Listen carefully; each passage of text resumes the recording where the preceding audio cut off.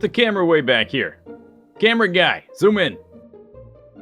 Okay, very funny. When I say zoom in, I mean zoom in. Zoom in, zoom in. A little bit more. Just a little bit more. Tiny smidge more. Okay, good. So, this is Satisfactory. Oh yeah, you can't actually tell it's Satisfactory yet, can ya? Now where'd that clone I 3D printed run off to? There you are. Clone, turn the screen on, will ya? So, anyway, this is Satisfactory. Obviously, says it right there. Clone, point to it, would ya? Good job, clone. We're now all the way up to update 8 on the experimental branch of the game. That's a lot of updates, so let's do a little bit of a recap. Clone, count us off, will ya? Update 1. So, update 1 added conveyor belt lifts. Update 2. Update 2 added trains. Update 3. But then in update 3, they decided to add this Windows screensaver. I never did figure out how to access this screensaver, but another thing they added in update 3 are these cool translucent walls. Very fancy. Made a super duper mega base using these walls. That was a few years ago, haven't played since then. Update 4. In update 4, they let you become completely mechanized in case you don't want to be a gross meatbag and you just turn into a machine and fly around like that. Update 5. And then in update 5, they finally gave you the ability to run over these little dogs with your trains. Goddamn good for nothing dogs, I always knew they were up to no good. Update 6. But then, anyway, moving on, in Update 6, they redid several of the biomes in the world. They made the swamp a bit spookier, they made the northern coast a little bit more coastier, a little bit more tropical, I guess. But hey, more important than that, they added the boombox. Yeah, that's right.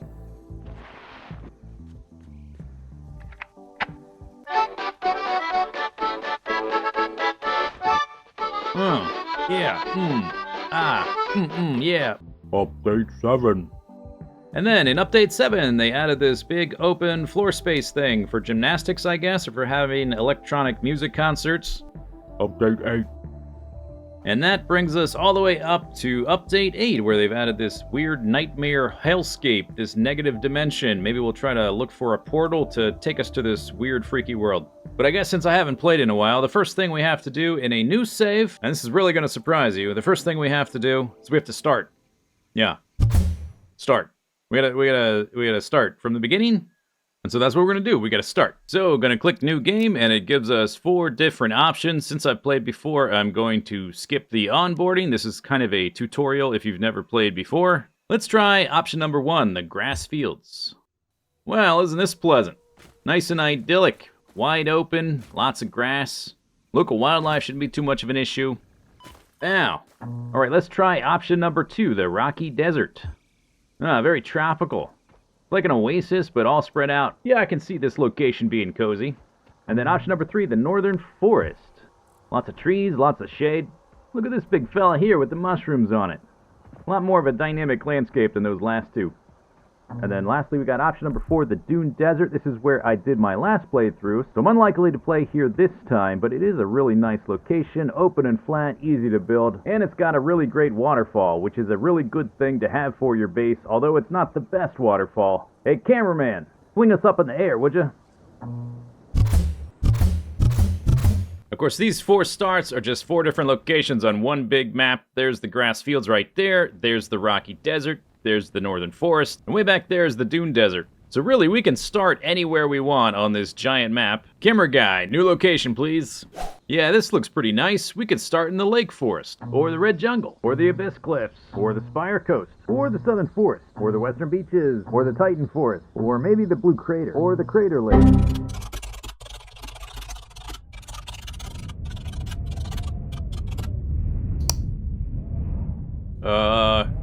Camera guy, little help? Alright, I admit it. Maybe I overdid it a little bit there. Let's scale it back a bit. There really are a lot of cool locations in this game, but that is really more of a late game mega base concern. Clone, what do we need before a mega base? Starter base?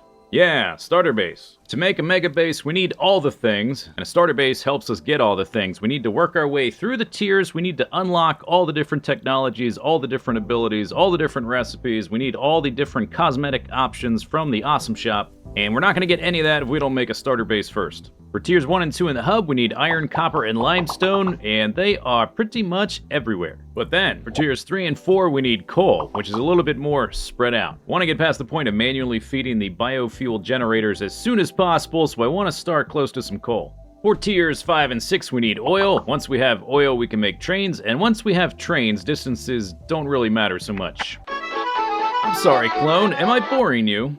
But boombox. Yeah, I know, Clone. We'll try to fit in some boombox time later, okay? Okay. Now, where was I? Oh yeah, so I want to start next to both coal and oil, and there's only a few locations on the map that have both. In the southeast, there's the blue crater, very atmospheric. In the middle of the map, there's the lake forest. And then up north is the Great Canyon. Over to the west, the western beaches looks appealing, but it's really not that great. There's a giant cliff between the oil and the coal, and the red jungle is pretty dangerous early game with all the spiders running around. Plus, there's no iron or copper or limestone around here. It's one of the few locations in the lowlands without it. In addition to coal and oil, it'll also be really handy if there's nearby sources of Caterium quartz and sulfur for both the hub and the MAM. This makes the blue crater a little bit less ideal, as you gotta stretch all the way up here to get your quartz, and all the way down here to get your sulfur. The lake forest is a little bit better, but still fairly spread out. The Great Canyon, on the other hand, has pretty much everything we need relatively close by. So the verdict is we are picking the Great Canyon for our starter base. We'll make our initial setup here by these 4 pure iron nodes to get some basic building materials automated, and then the actual starter base is going to go here in the Great Canyon itself. We'll get the coal here to make steel, and then we'll bridge across to the crater lakes to make our coal power plants. Caterium and sulfur and quartz are super easy to get to. We also have some additional coal over here on the other side of the bay, and then when we unlock oil, it's also very easy to get to. So that's the plan. Now all we have to do is start. Actually start. We have to actually start.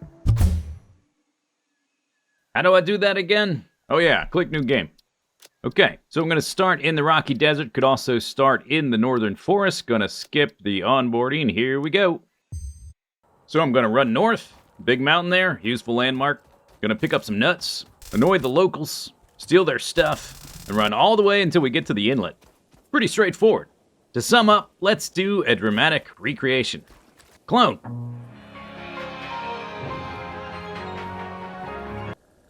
How was that? Good job, Clone. Then we cross this little land bridge, run up this hill, sort of veer off to the left a little bit, and we're here where all these pure iron nodes are. Huzzah! See ya! And we can finally place the hub, and the first thing we want to do is we want to unlock base building, which is going to give us foundations. For that we need more limestone and more iron. So plop down a few of these. And up here is some limestone, since I don't have foundations yet. I'll just make a belt to get up there. Plop down a few more miners. And after a little bit of crafting, we can finally get organized. Base building milestone. Check, check, check. Skadoosh. After storing up some concrete, we can finally craft the base that's gonna build our starter base. Our starter base. Hey, Clone, pick up the hub, would ya? Good job, Clone. Now put down some concrete. We're gonna need a grid of concrete in this little area. 17 tiles by 8 tiles. Okay, Clone, it's time.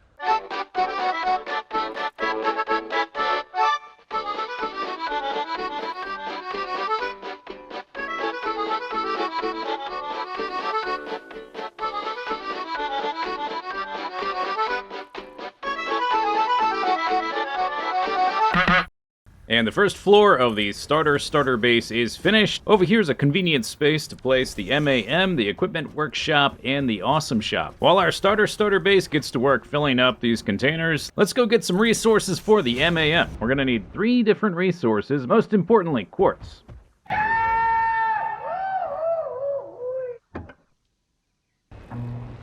I brought 5 portable miners with me, which will get us more than enough quartz to get started.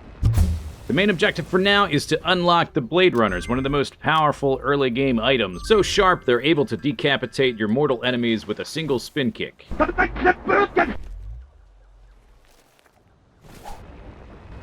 Next up, Caterium. Once again, I've brought 5 portable miners. I let them fill up, I scoop them up, I bring them back to the base, and that will give us more than enough to get started. We're going to unlock quick wire and the potential for tier 2 power poles, but mostly we're after cybernetic enhancements. Behold, the claw!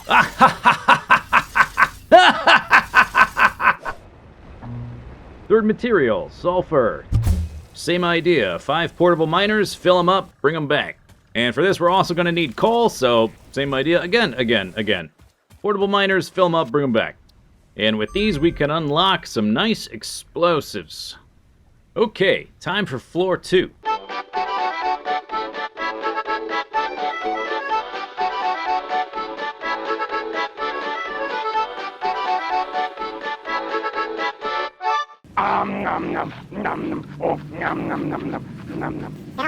And just like that, the starter base starter is pretty much finished. I had some extra items I'm not going to need for a while, some computers and circuit boards and stuff I picked up from crash sites on the way to this location, and with the tickets we got from that, I'm going to unlock a few things, very useful things. Going to unlock some signs, going to unlock some wall power outlets Mark 1, and also very useful, going to unlock some ladders.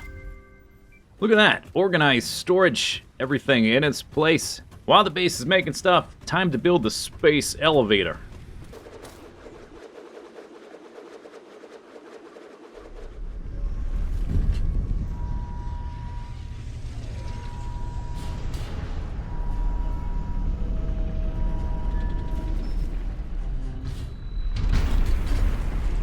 And it looks like to unlock tiers 3 and 4, we need 50 of these robot pancakes. For that, I'm going to set up a few assemblers and just hand feed them items. And while they're working on that, we're going to work on something else.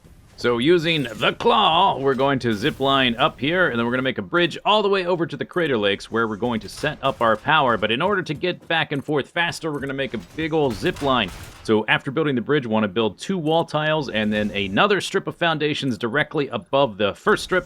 And then we're going to run a power line along the ceiling with those wall-mounted power outlets we just unlocked. Delete the upper bridge, delete the lower one if you want. And then we can get back and forth easily using the claw! With that done, there's only one thing left to do, set up the coal power. Oh yeah, but before that, we have to unlock tiers 3 and 4, and then after that, we have to actually unlock coal power before we can build the coal power. And it's done. That was easy. And now, we're ready. As soon as we deal with the locals.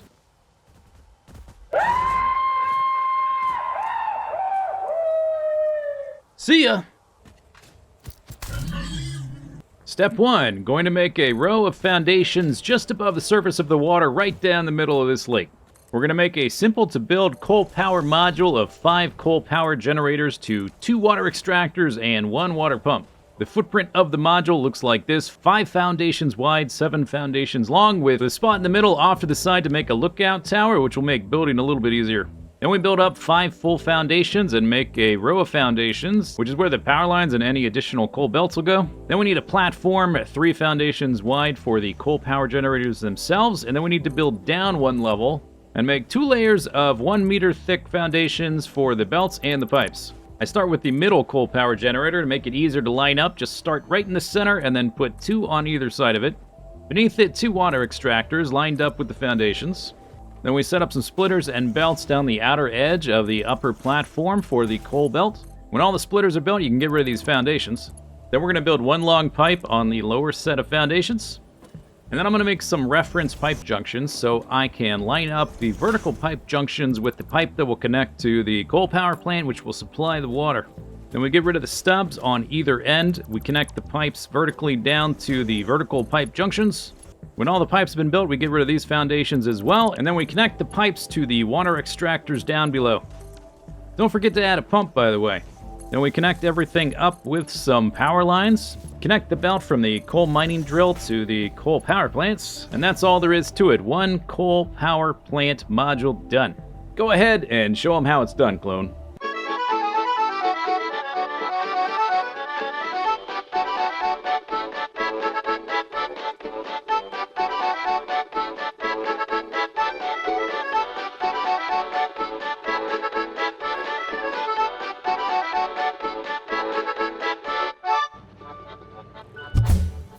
Each coal power generator needs 15 coal, so a tier 1 belt will supply 4 coal power generators, and a tier 2 belt will supply 8, and so on and so forth. So as we get access to better mining drills and higher tier belts, we'll of course be able to duplicate this setup many times.